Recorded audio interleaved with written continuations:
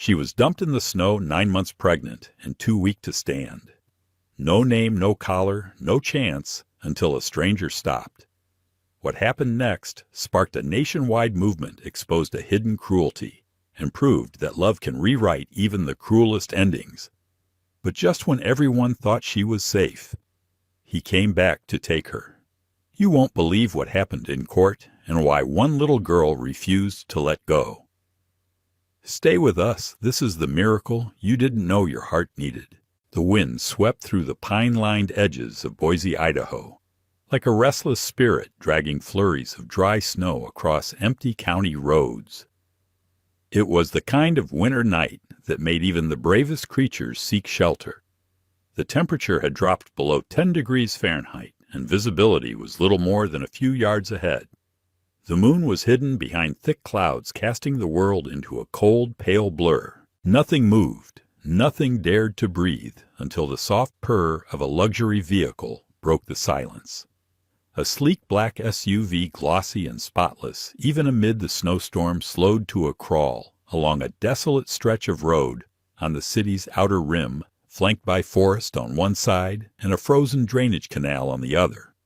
Behind the wheel sat Connor Blake, a man who looked more like an expensive suit than a living soul. He was in his early 40s with neatly trimmed salt and pepper hair and a chiseled jaw that rarely moved unless he had something cold or commanding to say. His eyes, a steely blue, betrayed nothing, not fear, not guilt, not remorse, only calculation. Connor was a real estate mogul whose reputation in Boise's wealthier circles was as sharp-edged as the buildings he built.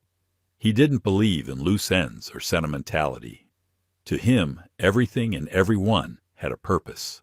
And when that purpose ended, so did his interest. In the back seat, curled against the leather, in trembling silence, was a heavily pregnant golden retriever named Sunny. She was 3 years old, her cream-colored coat dulled with stress and neglect. Her belly was swollen low and heavy, moving every so often, with a faint twitch from the puppies inside. Her amber eyes were wide with unease, but not fear, at least not yet. Sunny had always been a gentle soul. She'd lived her life trying to please, eager to rest her head on any available lap, wagging her tail, even when the world turned cold. She didn't understand the car ride. She didn't understand the tension in Connor's shoulders. All she knew was that something wasn't right. Connor pulled the SUV to a full stop on the side of the road, leaving the engine idling. He glanced briefly into the rearview mirror as if debating one last time. Then wordlessly, he opened his door and stepped out into the storm. The cold slapped him across the face, but he didn't flinch. He moved quickly to the back seat, opened the door and reached inside. Sunny tried to sit up, but the movement was sluggish and clumsy with the weight of her belly. Before she could react, a rough hand yanked her collar. Connor didn't speak a word. With a practiced, almost rehearsed motion, he dragged her out of the car and into the snow. Sunny landed hard. Her legs buckled. The cold shocked her, stole her breath. Snowflakes melted instantly on her warm fur, soaking into her underbelly. She whimpered. Connor stood above her for a moment, his breath misted in the air. Then he reached down, unclipped her collar, and tossed it aside like a receipt. Without a backward glance, he turned and climbed back into the car. The door slammed. The engine roared. Sunny barked. Once. Then again. Desperately, she tried to rise, but the snow was deep and her body heavy. She stumbled forward just as the SUV pulled away, its red taillights glowing briefly in the fog before vanishing completely. And she was alone. Miles away, back in the heart of Boise, another man was ending his night in a much different way. Caleb Whitaker, a tall, broad-shouldered man in his early 50s, with the quiet strength of someone who'd pulled too many people out of burning houses, closed the back of his modest delivery van. His jacket was worn, the sleeves fraying near the cuffs, but it still carried the patch from his old life Boise Fire Department Unit 27. He had been retired for 5 years now, ever since his wife, Marisa, lost her battle with cancer. Since then, Caleb had kept to himself. He worked part-time, delivering baked goods for a friend's small shop, mostly to community centers and shelters. It was honest work, and it kept him moving. But the fire inside the sense of purpose had long since dimmed. At home, his 10-year-old niece Emily waited. She was a quiet, bright-eyed girl with a wild mop of curly brown hair and a perpetual streak of flour on her nose. Her mother, Caleb's younger sister, had passed away in a car accident 3 years ago, and with no other family stepping up, Emily had come to live with her uncle. She missed her mom every day, but had since grown close to Caleb in their shared quiet. They had a routine dinner at 7, homework by 8, a cup of hot cocoa, and stories from the firehouse at 8:30, then sleep. The house they lived in was small with creaky floors and a front porch light that flickered in the cold, but it was home. As Caleb drove back from his last delivery, the wind picked up. Snow swirled around the windshield. He narrowed his eyes, slowing near a curve in the road by the forest edge. That's when he saw something, movement in the white haze. At first, he thought it was a deer. Then he saw the golden fur. He stopped the van. The engine purred as he stepped out into the cold boots crunching on ice. Sunny was barely standing, her legs wobbling beneath her. Her head was bowed, her breath shallow. She looked up at him with those pleading amber eyes, and Caleb's breath caught in his throat. Not just because of what he saw, but because of what it reminded him of Marisa lying in that hospital bed, fragile but still fighting. "Hey," he whispered, crouching low. "Easy there, girl." He reached out slowly. Sunny didn't flinch. She leaned just slightly into his palm. Caleb wrapped his arms around her and lifted. She was too light for a dog her size. The snow had soaked her through. Her body trembled in his hold. He moved quickly, placing her gently on the passenger seat, cranking the heat to full. She lay curled and still, but her eyes didn't close. When they pulled into the driveway, 10 minutes later, the porch light still flickering, Emily was waiting at the window. She ran to the door as Caleb entered, her eyes going wide at the sight of the dog in his arms. "She's hurt," Caleb said gently. "She's pregnant." Emily covered her mouth. "Is she going to be okay?" "I don't know," Caleb answered honestly, "but we'll try." And just like that, a girl who had lost her mother and a man who had lost his wife found something unexpected on a night when the world had gone cold, a fragile heartbeat buried in the snow. Outside the windows of the Whitaker home, dawn pressed against the frost-covered glass like a breath held too long. A weak sunlight filtered through heavy clouds, casting the world in muted gray. The storm had slowed during the early hours, leaving behind a glittering landscape buried under fresh snow. Inside, however, the silence was warmer. The fire from the night before still crackled gently in the hearth, its orange glow dancing against the stone walls of the small living room. On the floor beside the fireplace, Sunny stirred for the first time. Her body, wrapped loosely in a quilt, trembled slightly as her paws flexed in the warmth. It wasn't strength returning, at least not yet, but instinct flickering beneath the fatigue. She opened one amber eye slowly, then closed it again, her breathing still shallow, but no longer desperate. In the kitchen, Caleb moved with quiet focus. He had woken before sunrise, his body trained by years in the firehouse to meet the day early. He wore a flannel shirt, sleeves rolled to the elbows, and his thick hands moved skillfully as he poured warm water into a dish and spread peanut butter onto a slice of bread.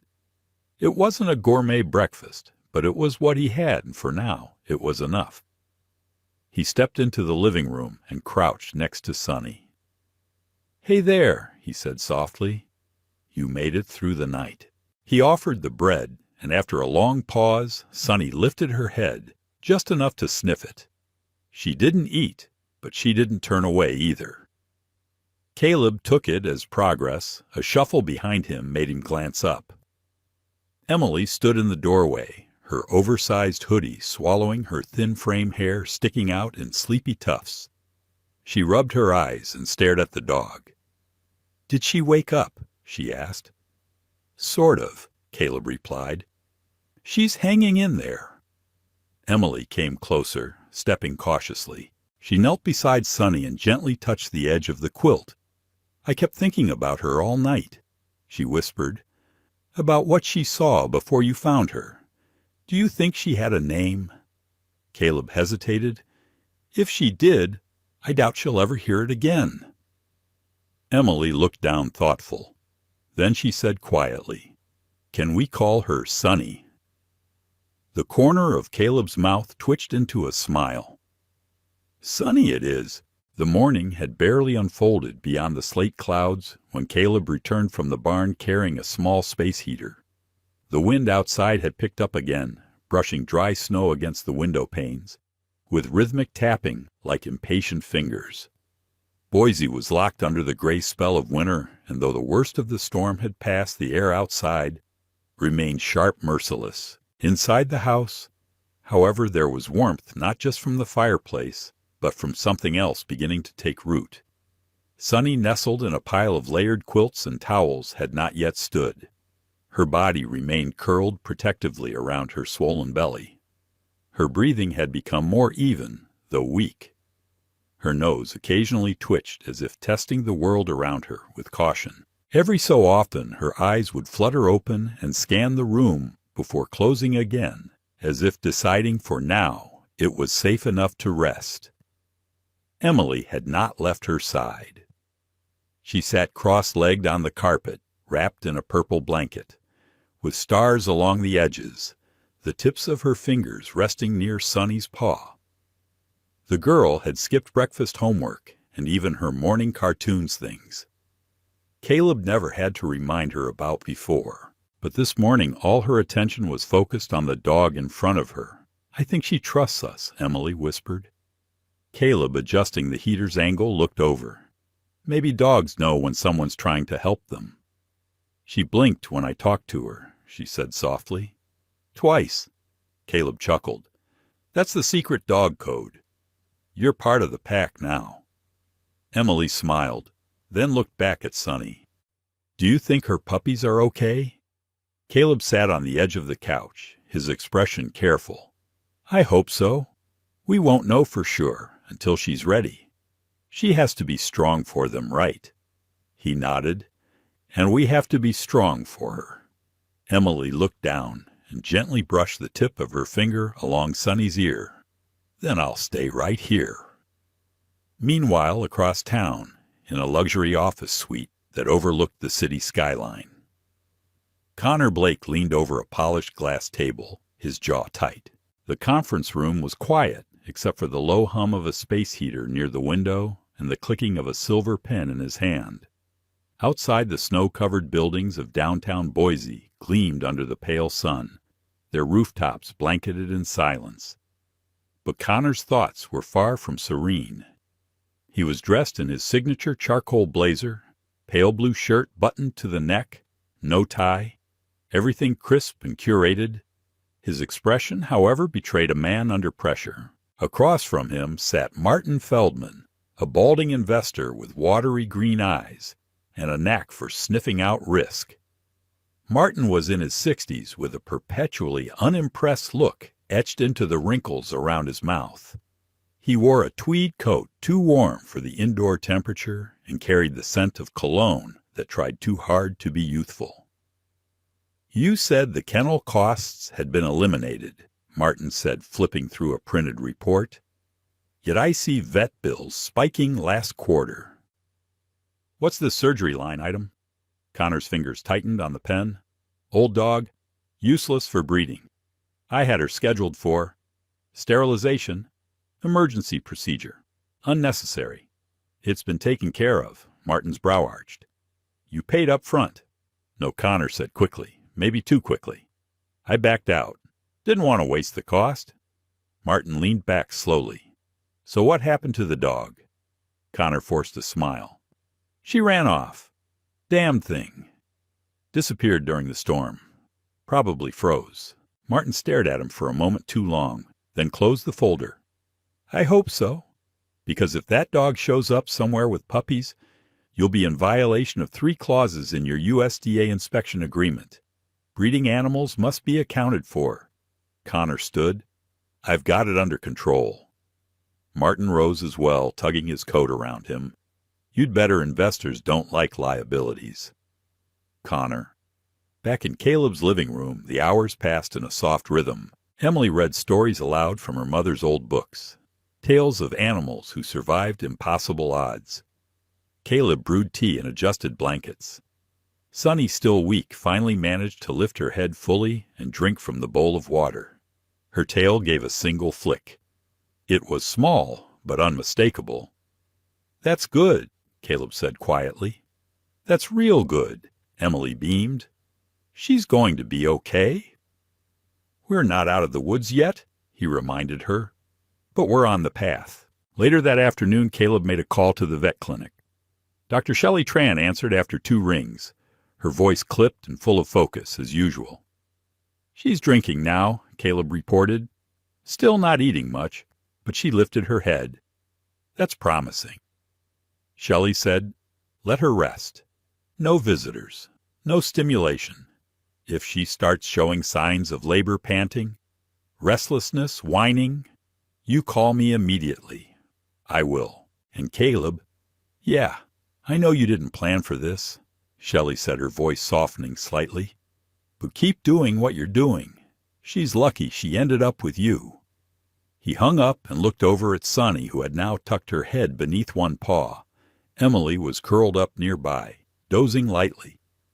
Outside, the snow had begun to fall again. Slower this time, like tiny feathers brushing the world back to stillness. Connor Blake, meanwhile, sat alone in his office as the day darkened. He poured himself a glass of whiskey and stared out at the city below, trying not to think about what might be out there alive, breathing, and proving him wrong. The air outside Caleb's truck was still sharp with winter bite as he pulled into the gravel parking lot of Tran Veterinary Clinic tires, crunching softly against ice-packed snow. Overhead, the sky had cleared for the first time in days, revealing a soft, pale sun haloed by wisps of cloud. It was a false warmth, deceptive and fleeting, but enough to coax a few locals outside to shovel snow or sip coffee on their stoops. Caleb stepped out of the truck, his breath rising in white plumes, and gently opened the rear passenger door where Sunny lay curled on a thick blanket. Her breathing was stronger now, but her body still trembled with the weight of exhaustion and unborn life. The clinic was small and practical, nestled between a shuttered bakery and an auto shop on Boise's north side. A wooden sign bearing the clinic's name swung lightly in the wind above the door. Shelley Tran stood waiting at the threshold, arms folded in a long brown coat, her signature bun even messier than usual. A woman of Vietnamese descent in her late 30s. Shelley had a narrow frame, sharp cheekbones, and a voice that always seemed one sentence ahead of yours. She was known for her no-frills attitude and fiercely protective nature when it came to animals, often clashing with local breeders or negligent owners who underestimated her tenacity. Let's get her inside, she called, already turning to push the door open wider. Caleb nodded and carefully lifted Sunny, whose eyes flickered open at the sudden movement, but offered no resistance. Inside the clinic was warm and filled with the faint scent of antiseptic and lavender, a habit Shelley picked up from her mother, who believed healing began with calmness. The exam room was already prepped, a padded table surrounded by heating lamps and flanked by supply trays neatly organized by task. Shelley moved efficiently, placing a stethoscope to Sunny's side as Caleb laid her down. She's slightly dehydrated, Shelley murmured. Pulse is stronger than I expected, but her temperature's still low. We're skating on thin ice here. Caleb, literally and figuratively. She's hanging in, Caleb said, and she's got help now. Shelley tilted her head and smiled faintly. She trusts you. That's rare, especially after what she's been through. Caleb stepped back, arms folded across his chest. What are we looking at? Best case, she rests, gains strength, and delivers safely in a few days. Worst case... Shelley sighed and glanced at the ultrasound machine. She goes into labor prematurely. And if that happens, I'll need your full help. These puppies are smaller than I'd like to see. Meanwhile, back at home, Emily sat at the kitchen table, her legs swinging as she stared at the screen of her tablet. On it played a short video she'd filmed the night before, a quiet, heartfelt clip of Sunny resting beside the fire, the soft sound of Emily's voice narrating in the background. The title read, "We found a pregnant golden retriever abandoned in the snow. Please help us find who did this." The post had been up for barely 2 hours. Already it had hundreds of shares, dozens of comments, and several direct messages from people offering supplies, vet donations, and emotional support. Emily's eyes lit up as she saw strangers from as far away as Colorado and Oregon offering to foster if needed. A few comments asked if any cameras caught the person who left the dog. Emily bit her lip, then turned to look through the window toward the nearby woods where she knew her uncle had found Sunny. Elsewhere in town, in the quiet sheriff's office nestled behind City Hall, Noah Callan leaned over his desk, squinting at grainy footage pulled from a traffic camera stationed at one of the rural intersections near the forest line. Noah was a man of patience. Tall and broad-shouldered, with sandy hair that curled slightly at the ends, and a thoughtful expression always resting behind his gray eyes. He had a reputation for calm, steady judgment. A former Marine, he'd returned to his hometown to keep the peace without politics. He was a man who didn't speak unless it mattered and never rushed a conclusion. At the moment, he was replaying a frame from the night of the storm. Through the snow-blurred lens, a black SUV was captured, turning onto the narrow county road where Caleb had later reported finding the dog. The plate was partially visible, and Noah was narrowing in on it. His deputy, a young woman named Shay Diaz, entered with a clipboard short with sharp eyes and a buzz cut under her beanie. Shay had transferred from Twin Falls and brought with her an energy that balanced Noah's methodical nature. "Ran the plate through state DMV," Shay said, handing it over. "Belongs to a Connor Blake name sound familiar." Noah grunted. "Too familiar. He's that real estate guy, fancy condos, big talk." "No soul." Shay raised an eyebrow. "You think he's your guy?" "I think it's too convenient. He was out there during a blizzard with no business listed in that area." Noah replied, "And I think we're going to pay him a visit. Back at the vet clinic." Shelley finished her scans. "She's stable for now," she said, wiping down her tools. "But you'll need to keep a close eye on her. No stress, no sudden movements. Keep her inside and warm." Caleb gently scratched behind Sunny's ear. "She's got a girl at home who won't leave her side. The dog's not going to be alone for a second." Shelley smiled, then reached into a drawer. "I'll send you home with extra fluids and supplements." And Caleb. "Yeah, she's fighting, but she's doing it because she's not alone anymore." That night, as Caleb loaded Sunny carefully into the truck, a quiet settled in his chest, a peace not of certainty, but of purpose. At that very hour, Connor Blake was pacing his modern kitchen phone. In hand, jaw clenched. He had seen the video. The moment he heard the word abandoned and recognized the fireplace, he felt it panic. He tapped a number on his phone and waited until a voice answered. "James, we have a problem," he said coldly. "Someone found the dog, and it's going viral." By the time the second snowstorm swept across Boise that week, the world outside Caleb Whitaker's home had turned from gray to pure white sheets of snow pressed against the windows, as if nature itself were holding its breath. The wind howled like a siren, lost in the trees, and power lines swayed dangerously.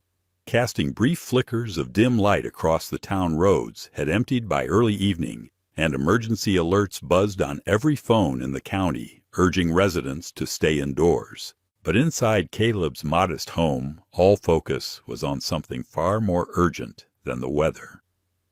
Sunny was in labor. The golden retriever's body trembled with effort as she lay on a pile of thick towels and blankets in front of the fireplace, now stacked with split oak logs burning bright. Her belly heaved as contractions rolled through her, and every so often she let out a soft, strained whimper. Her eyes darted anxiously, searching the faces around her for something comfort, courage, maybe even permission to keep going. Emily knelt close beside her, her small hands gently resting on the dog's flank. The girl's hair was pulled back in a loose ponytail, and worry was etched into every line of her young face. She had refused to leave Sunny's side since the first whimper had woken them all before dawn. Caleb hovered near his large hands, trembling slightly as he set out a fresh stack of towels. He was no stranger to emergencies, but fires, floods, and collapsing buildings had never made him feel this helpless. This wasn't a situation he could muscle through. It was fragile, precise, alive. Shelley Tran arrived not long after, wrapped in her long brown coat. Snow plastered to her boots and streaks of wet across her glasses. Her face was flushed from the wind, but her movements were steady. With her was a small red duffel bag packed with everything she thought she might need. She didn't speak much when she entered, just nodded once to Caleb and went straight to work. "She's early," Shelley said as she knelt beside Sunny, checking her temperature and vitals. "Too early? Can she make it?" Emily asked, voice barely above a whisper. Shelley's lips pressed into a thin line. "We'll do everything we can, but it's going to take all of us." The hours blurred. The storm outside raged harder, but the house felt like a cocoon of tension and heat. Caleb kept the fire burning and heated water in pots on the stove to warm the room further. Shelley directed, focused and calm, her voice. A quiet anchor in the chaos Emily fetched. Towels rubbed. Sunny's ears whispered encouragement that only a child could give so earnestly. At last, the first puppy arrived. Tiny, slick. Breathing? "Here we go," Shelley murmured expertly, cleaning and stimulating the pup, placing it gently near Sunny's head. The mother instinct kicked in. Sunny licked it weakly, eyes filled with something ancient and soft. The second came quickly after, then a third, but the fourth was silent. Shelley frowned. No breath. Emily's eyes widened. "What do you mean?" Shelley worked quickly, rubbing the tiny body, clearing its airways, pressing gently on its chest. Still nothing. Caleb moved forward, heart racing. "What can we do?" Shelley's expression flickered. It might be too late. But Emily didn't hear the hesitation. She stepped forward, hands trembling. "Let me try." Shelley looked surprised but nodded. Handing the tiny lifeless pup to the girl's cupped palms, Emily held it as if it were glass. She gently rubbed its chest, just like she'd seen Shelley do. "Come on," she whispered. "You're not done yet." The others stood silent. "Please," she said again, eyes watering. "You're not allowed to give up." Then barely audible a gasp. The pup twitched. Emily gasped too, clutching it close before Shelley quickly took over to finish clearing its lungs. A weak cry followed. The sound brought every shoulder in the room to relax. Caleb placed a hand on Emily's shoulder. "You did that? She just needed someone to believe she could," Emily said, voice cracking. By midnight, 6 puppies lay curled against Sunny's body, mewling softly, their golden coats damp but warm. Sunny, despite the exhaustion, raised her head enough to look at each one. Then, with a content sigh, she rested her chin gently over them. Shelley packed up slowly, her posture weary. "She made it." "They all did." "That's a miracle." Caleb helped her on with her coat. "No. That's you. That's her." he said, glancing at Emily, who had fallen asleep beside the pile of towels. Shelley smiled.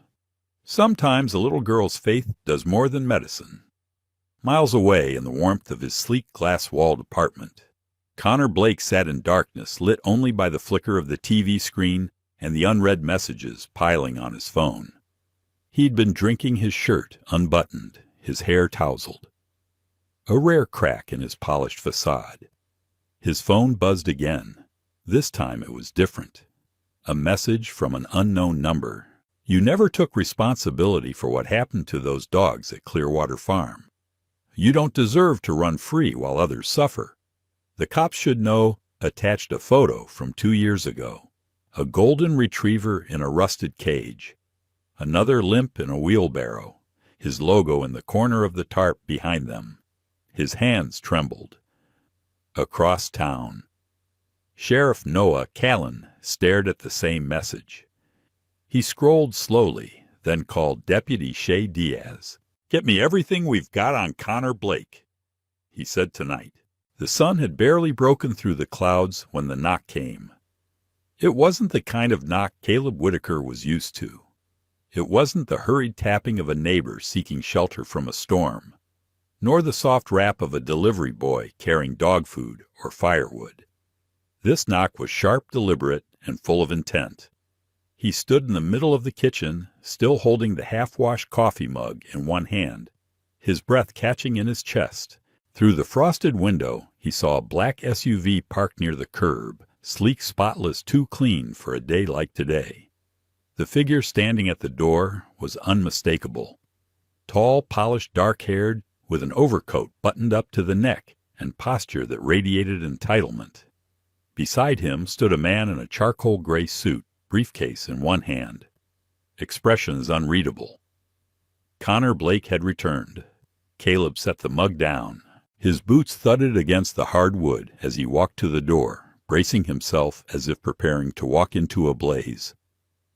When he opened it, cold air rushed in, but it was nothing compared to the chill in Connor's voice.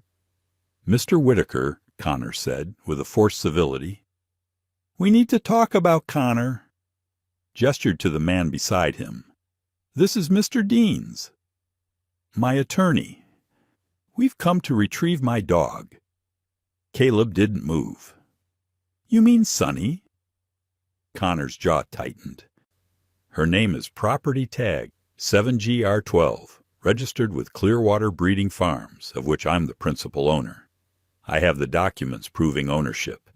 He nodded to the lawyer, who opened his briefcase and produced a thin file of neatly printed papers. Caleb didn't reach for them. "She's not a product," he said evenly. "She's a mother now. She was my investment." Connor snapped his polished calm, beginning to crack. "Until you and your niece decided to exploit her for internet sympathy." Caleb's fists curled, but he didn't raise his voice. "She was half frozen and dying when I found her, and now she's healthy, and you're riding a social media wave." Connor said, stepping forward, "I want my dog back." Caleb blocked the door. "You're not getting her. I'm well within my legal rights," the lawyer interjected smoothly, his voice sharp and practiced, "unless you have documentation proving ownership or evidence of abuse. She didn't have a chip, didn't have tags." Caleb cut in, "And I've got records from the vet photos of her condition and a dozen witnesses who saw her recovery. None of which prove she's yours," the lawyer replied, unimpressed. "Meanwhile, my client has papers signed and notarized by the state of Idaho." That a soft sob broke through the tension. Behind Caleb, Emily stood at the bottom of the stairs barefoot and pajama-clad, her curls matted from sleep. Her eyes were swollen and red, the stuffed bear in her hand drooping toward the floor. "No," she whispered. "You can't take her." Connor blinked, caught off guard. Emily rushed forward, her voice rising with panic. "She's ours now. She's not your thing. She's our family." Caleb turned, placing a hand on her shoulder, steadying her. "She's the puppy's mama," Emily cried, "and you were going to leave her in the snow." Connor's lawyer cleared his throat. That's an unsubstantiated accusation from a minor. "You should leave, Caleb," said his voice iron. Connor's lips thinned. He reached into his coat pocket and tossed a business card on the entryway table.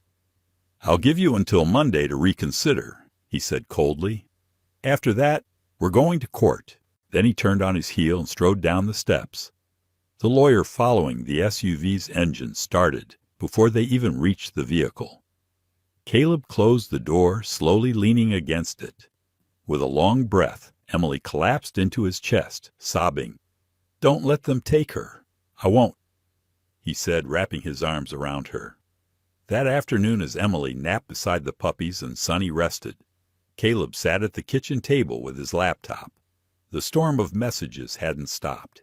The video Emily posted had now surpassed 600,000 views. Comments flooded in from around the country, some offering help, others demanding justice. Animal rescue groups had begun tagging major networks. And then came the phone call. A young woman's voice, calm but energized, introduced herself as Jasmine Reed, a reporter with the National Pet Advocate, a digital news platform specializing in animal welfare and investigative stories. Jasmine was in her late 20s with a quick-wit almond-shaped eyes and an unmistakable drive in her voice. Born and raised in Sacramento, she'd spent the past 4 years traveling across the country to report on animal neglect and reform legislation. "I saw the video," she said, "and I've already started background research on Clearwater breeding farms. What's happening to that dog is not unique, but this case has faces, emotion, and people paying attention." Caleb didn't know how to respond. "I'm driving up to Boise tomorrow," Jasmine continued. "Would you be willing to go on record?" After a moment, Caleb replied, "You'd better bring a camera." That evening, Emily helped Caleb post an update. Sonny lay peacefully by the fire. All 6 puppies squirming and nursing, Emily knelt beside her, a soft smile replacing the earlier tears. The caption read, "He came to take her. We said no. She's not property, she's family." By midnight, the post had been shared 80,000 times. And counting. The cold hadn't let up, but inside the Whitaker home something else had taken hold momentum. Each day brought new messages, new shares, and new voices joining the chorus of support. But outside their door, the legal storm was building and the clock was ticking. Caleb knew it wouldn't be enough to just feel right. They had to prove it. 2 days after Connor's visit, the county courthouse issued a formal injunction request. It was delivered by a grim-faced courier in a gray parka who didn't say a word as Caleb signed the slip, then turned and walked briskly back into the falling snow. Caleb stood on the porch, envelope in hand, his stomach tight. Inside, Jasmine Reed sat cross-legged on the rug near the fireplace, her camera set up on a tripod. She had arrived the evening before, armed with a voice recorder, a notepad scrawled with questions, and the fierce look of someone who had seen 100 stories like this and wasn't letting this one end in silence. Jasmine had almond-brown eyes, medium-length black hair tied into a low ponytail, and a sharp jawline that tensed when she listened too closely. She'd spent 5 years bouncing between rescue shelters, courtrooms, and rallies, digging up stories no one else wanted to touch. This one had grabbed her heart, and she wasn't letting go. "What is it?" Jasmine asked, standing up when she saw Caleb's expression. Caleb handed her the envelope they filed. "They want a court order to reclaim Sonny." Jasmine read the first few lines. "They're calling her commercial property." Caleb's jaw clenched. "She's a mother. She's more than that." Jasmine set her voice steel. "She's proof." That same afternoon across town, Sheriff Noah Callan stepped into his office, holding a thick folder. Shay Diaz looked up from her desk, her short hair damp with melting snow. She was sipping gas station coffee and reading through a printed social media thread titled, "Let Sonny Stay," Sheriff Shay said, nodding toward the growing petition. It just passed 200,000 signatures. And the video, 2 million views as of 10 minutes ago. Noah laid the folder down. And we've got more than that. He opened it to reveal photographs. Some old, some new images. From Clearwater Farms, rows of cages, injured dogs. Sunny among them, her ribs visible even then. There were vet records with dates that didn't line up and signed affidavits from 2 former workers at the farm, one of whom had supplied the anonymous tip. His name was Anthony Wilder, a soft-spoken man in his late 20s, former kennel assistant turned mechanic. In a video interview, his voice shook when he said she was supposed to be euthanized. He said it was cheaper than paying for recovery. I refused. Next day she was gone. Noah rubbed his temple. Connor Blake left her to die plain and simple. And now he wants her back, Shay said bitterly. Noah nodded. Not if I have anything to say about it. Elsewhere in the warmth of the vet clinic, Dr. Shelley Tran was dressing for war. She stood at the back table in her office, stacking printed records, invoices, and time-stamped scans. Her normally unbothered demeanor had hardened into something precise and surgical. She wore a black turtleneck beneath her lab coat and square-rimmed glasses. A quiet fury burned beneath her focused gaze. She looked up as Caleb walked in. I've got every medical file, photo, and note from the moment you brought her in. I'll testify if needed. And I've already called a legal aid attorney I trust pro bono. Caleb blinked Shelley. You don't have to. I want to, she interrupted. You think this is just about Sunny. There are dozens of dogs just like her who didn't get saved. But if we win this one, we give the rest a shot. Back home. Emily had not been idle. With Jasmine's help and a group of classmates from her elementary school, she launched a campaign called Let Sunny Stay. Posters with hand-drawn puppy faces, slogans, and QR codes appeared in cafes, libraries, and school fences all over Boise. Emily, with her curly hair bouncing and winter boots flapping, spoke on a live stream that was reshared by several major animal rights pages. She saved her babies. Now we have to save her, she said, her voice shaking, but determined. Please don't let them take her away again. Support flooded in. Boxes of dog food blankets, toys, and even handmade thank you cards arrived at Caleb's doorstep. One came from an elderly woman in Vermont with a shaky scrawl. I had a Sunny once, too. Bless you for giving her a chance. Meanwhile, in a law firm conference room overlooking downtown Boise, Connor Blake was unraveling. He stood in front of the glass wall watching his reflection grow smaller as daylight faded. His suit was immaculate, but his posture slumped. His lawyer Deans flipped through a folder. Silently, then closed it. I'm withdrawing, Deans said flatly. Connor turned. What I've seen the footage. The medical reports. I read the affidavit from your former employee. This isn't salvageable, Mr. Blake. You're paid to fix things, Connor snapped. I'm not paid to lose my license, Deans replied calmly. You may not have chipped her, but you left a paper trail wider than I-84. Connor stepped forward, voice rising. You're abandoning me. No, Deans said, standing and adjusting his cuffs. You did that all on your own. The courtroom was smaller than Caleb expected. Pale walls, a few wooden benches, a judge's bench flanked by faded flags, and an old ceiling fan that creaked faintly in the stillness. But to Caleb Whitaker, and to the girl gripping his hand beside him, this room held the weight of the world. Emily sat straight-backed in her best navy dress, her brown boots swinging slightly beneath the bench.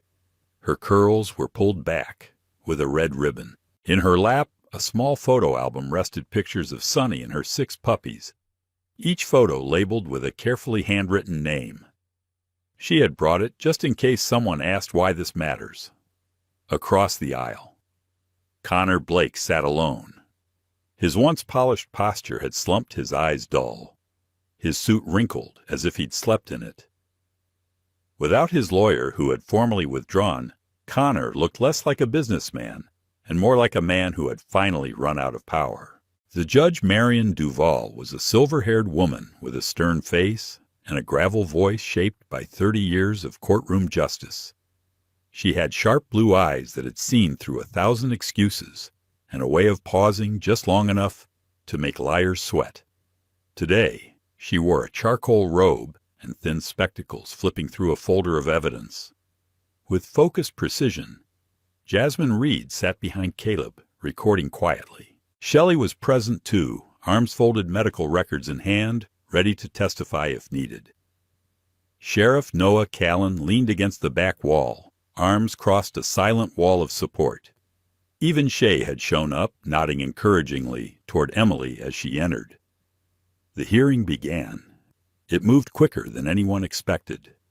Judge Duval reviewed vet records from Shelley Tran, timestamped photographs of Sonny's condition, Caleb's sworn affidavit, and the anonymous statement from Anthony Wilder. She asked few questions. She needed none. "The evidence is clear," Duval said, removing her glasses. "This dog Sonny was abandoned while in critical medical condition. Her previous owner, Mr. Blake, failed to provide necessary care and attempted to discard her under life-threatening conditions. In this court's judgment, such behavior constitutes not only a forfeiture of ownership, but may meet the threshold of criminal neglect under Idaho law." Connor blinked but said nothing. Judge Duval turned toward Caleb. "Mr. Whitaker, you have demonstrated care, compassion, and responsibility. With the support of veterinary professionals, law enforcement, and this community, I hereby transfer full legal custody of Sonny and her 6 puppies to you." Emily gasped, her eyes wide. Caleb gripped her hand tighter as relief surged through them both. The judge wasn't finished. "As for Mr. Blake," she continued, "I am forwarding all relevant evidence to the district attorney's office for review of potential criminal charges under Title 25. Chapter 35, regarding animal cruelty and abandonment. Court is adjourned." The gavel came down, and just like that, the fight was over. Outside, snow had started again, light flakes drifting lazily from the sky. Emily ran ahead down the courthouse steps, twirling once before grabbing Caleb's hand. The others followed Jasmine, nodding into her phone as she uploaded the first post-verdict update. Shelley smiling with quiet pride. Noah giving Caleb a firm shake of the hand. "We did it," Caleb said, looking down at Emily. No, Emily beamed. She did it. That night the Whitaker home was warmer than ever. The fire crackled. Sonny lay curled on her dog bed, still thin, but healing, her golden fur soft and clean. Around her 6 small puppies wriggled and chirped, each one healthy and alive. On the living room floor, Emily sat cross-legged with a notebook and colored pens. She had a list in front of her, each name carefully chosen. "This one is Max," she said, pointing to the biggest pup with a dark nose. "And that's Daisy. Then Luna, Charlie, Maple, and this sleepy one. I think he's Bear Caleb." Seated nearby with a mug of cocoa, raised an eyebrow. "Bear." Emily grinned, "because he growls in his sleep." A knock on the door made them both look up. It was a woman with a clipboard and a scarf wrapped 3 times around her neck. She introduced herself as Becca Morales from the Idaho Animal Welfare Coalition. Becca was in her 40s, short, with a round face and kind hazel eyes. She spoke warmly, efficiently, and with a practiced grace that put people at ease. "I just wanted to congratulate you both," Becca said. "We've been following the case, and the Coalition's board voted unanimously to cover all of Sonny's veterinary costs moving forward, including food supplements and any spaying and care for the pups when the time comes." Caleb looked stunned. "You're serious," Becca nodded. "After what you've done?" "Absolutely. This story inspired thousands. We want to make sure Sonny never knows hardship again." Emily threw her arms around Becca's waist, making the woman laugh. Thank you. As the door closed and the wind howled gently beyond it, Caleb turned to the fire. Sunny lifted her head to look at him. Their eyes met, and in her gentle gaze was something ancient, unspoken, and whole. Gratitude, trust, belonging. She had found her family, and this time no one could take it away. Some miracles don't arrive with thunder from the heavens. They come quietly wrapped in fur, abandoned on the side of a snowy road. Sunny had no voice, no papers to prove her worth. But God didn't need documents to see a soul worthy of love. He led her to the right place, to the right people. A family who had nearly lost everything, but whose hearts were still fertile ground for compassion to grow. God doesn't always show up in grand gestures. Sometimes he appears in the small hands of a child reviving a breathless puppy, or in the weary eyes of a man who chose to save a life when it would have been easier to walk away. In our busy lives, maybe there's a Sunny waiting for you too, a forgotten miracle, disguised as something small. If this story touched your heart, please share this video. Leave a comment and subscribe to the channel, so you never miss another act of kindness. And if you believe that love can redeem even the most broken souls, human or animal, comment Amen as a prayer for those still waiting for a home, a miracle, or a second chance. May God bless you and those you love.